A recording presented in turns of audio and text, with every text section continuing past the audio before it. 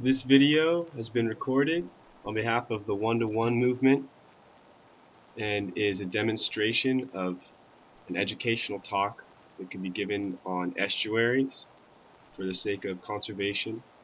And here we go. Good morning, class. My name is Elon, and I am here on behalf of the one-to-one movement.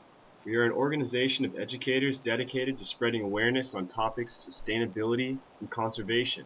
Both are vital elements to preserving and continuously enjoying the world we know and love. I'd like to take a moment now to pass out a few objects of interest from a local estuary. See if you can't identify what it is or who it's from.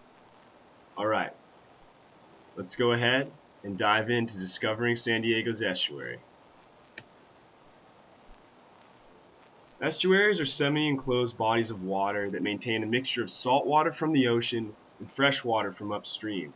The combination is known as brackish water, and this creates a unique living environment for thousands of amazing species in San Diego. Estuaries provide places for fish and frogs to lay their eggs and a resting spot for hundreds of migratory birds. Estuaries have many contributions to the ecosystems. They are among the most productive on Earth, creating more organic matter each year in comparably sized areas of forest, grasslands, and yes, even agricultural land. This primary production allows for all sorts of species to feed or find habitat within these ecosystems. The roots and vegetation also act to dissipate stream energy, resulting in less soil erosion and reduced damage in times of great flooding. Additionally, estuaries act as filters. As the water flows through the wetlands, much of the sediment and pollutants are filtered out by the organic matter and root systems. This creates cleaner and clearer water, which benefits both people and the marine life. So let's check out some of the animals here in the estuary. The great egret is one worth starting with. They grow up to 39 inches tall, and you can find them with a yellow bill and black legs and feet, and of course their stunning white feather patterns. They became the symbol of the National Audubon Society, and they nest in colonies and are commonly found in San Diego estuaries. You can see they have these long arching necks and long feet, characteristic of the egrets. The way they hunt, they stand in shallow waters of the lagoon, and they step very carefully and stand as calm as a statue, looking for fish to swim by, with their neck cocked back in an arched position. When the fish swim near their legs, their neck suddenly jerks forward like a whip, and they spear the fish with their beak. Another animal you might find, if you look a little harder, is the California tree frog or California chorus frog. Their appearance is gray or brown with dark blotches tending to match their habitat for camouflage. Seldom seen, these animals are nocturnal. In spring and summer, they spend their time near the streams, and in fall and winter, they typically move higher onto land, with precipitation being more prevalent. They prey on insects such as flies, spiders, and centipedes. And as you may know already, they use their long, sticky tongues to whip out and capture their food. At night, they can be heard croaking in a large chorus, as you guys also may have heard, a very typical sound you can see at night near streams. Hear at night. Whoops. So let's check out a local plant. The bulrush is commonly found near stream beds and estuaries, and this plant has been used by Native Americans for hundreds of years for weaving baskets, mats, rooftops, and hammocks. The dense root systems provide excellent covering for fish as well. Completely spread around the estuaries, you'll see the saltgrass.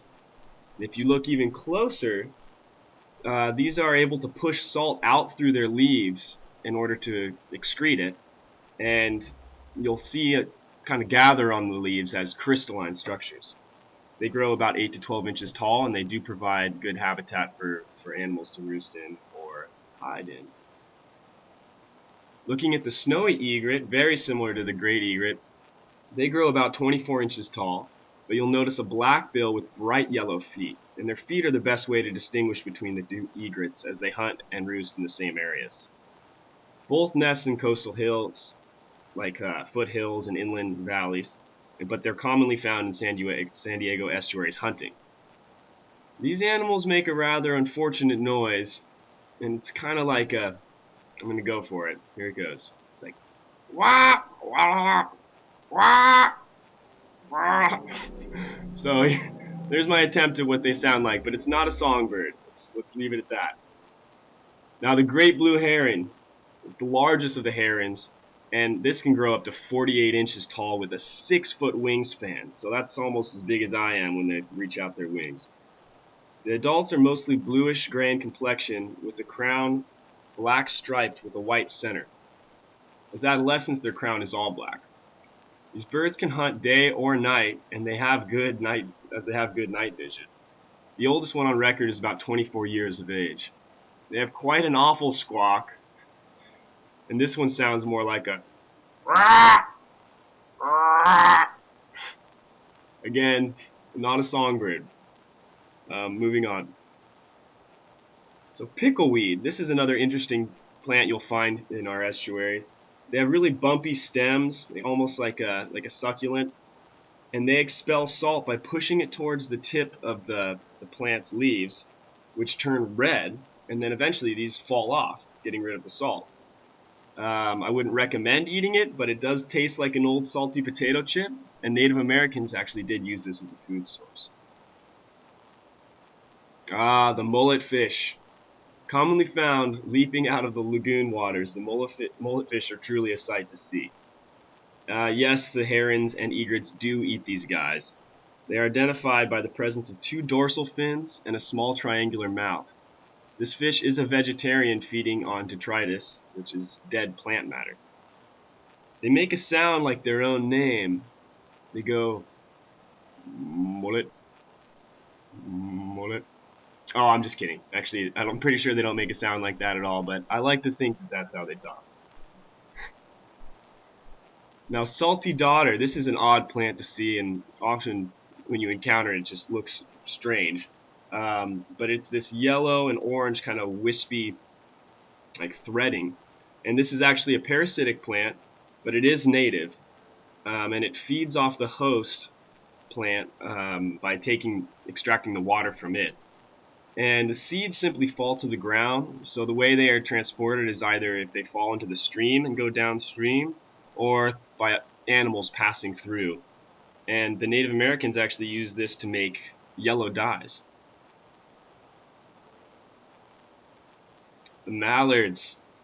Well, the male mallards you'll see with the very bright metallic green head and yellow bill, while females are mostly brown with an orange bill.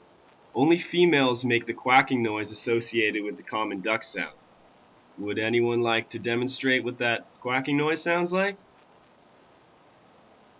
Alright, so as the females make a quacking noise, the males make more of a softer, kind of raspy noise. So it's like a quack quack for the females compared to like a quack for the males.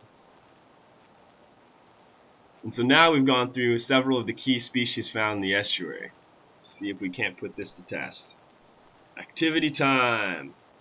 Alright folks, now that we've gone through and learned about what the estuaries are and how they function, as well as several interesting species that call these wetlands home, it's time for an activity. One that can get all your brains going and the blood flowing. So, we're going to do what I like to call a day in lagoon life. We are going to divide up into 6 or 7 teams. For the sake of time, I'm going to bundle you up myself. And all of you, for example, here are a team. Alright, so now that everyone is nice and comfortable with your group, you're going to be assigned an animal that resides in one of our estuaries. The purpose of this game is to use your mind's eye and imagine yourself in the shoes, flippers, talons of an animal that you were given. Talk with your group members and come up with what you guys think a typical day would be for your animal. Ask questions like, when would the day start? Are you alone or amongst others of the same species? Different species? What are your favorite things to eat? How do you enjoy yourself?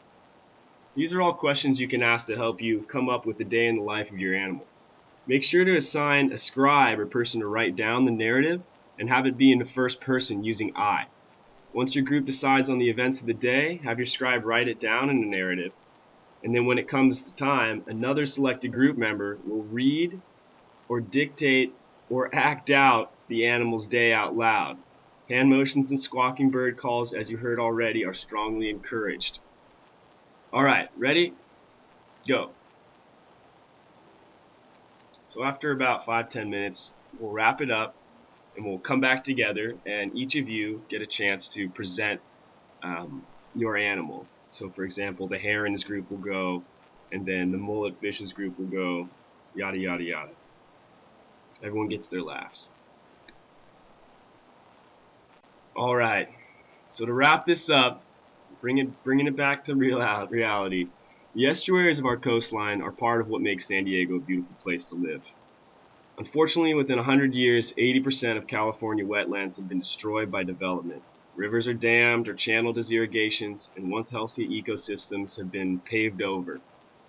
These remaining preserves are sensitive and can be damaged by runoff from agricultural land, urban settings, and species can be harmed by indisposed trash and waste.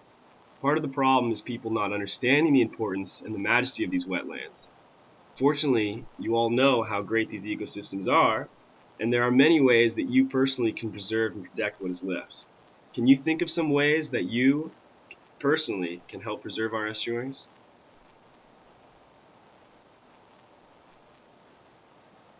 Well, here are just a number of them.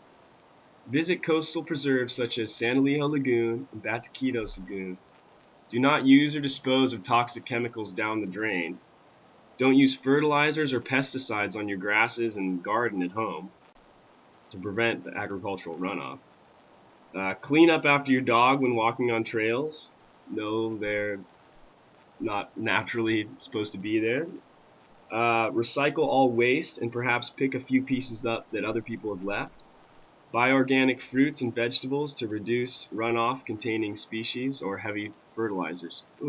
Containing pesticides or heavy fertilizers, which contribute to the runoff into the estuaries. And potentially volunteer at one of the state parks. There are many other ways you can help, but simply enjoying and understanding these ecosystems is half the battle. So I really want to thank you for your time. It's been a pleasure being here in the classroom. You're all very lovely people. And if you want to learn more about estuaries or ways to help out in the community on topics of sustainability and conservation, please feel free to give me an email at elon@one-to-one-movement.org. So visit our website, check us out, and again, I really appreciate being here. Think sustainability.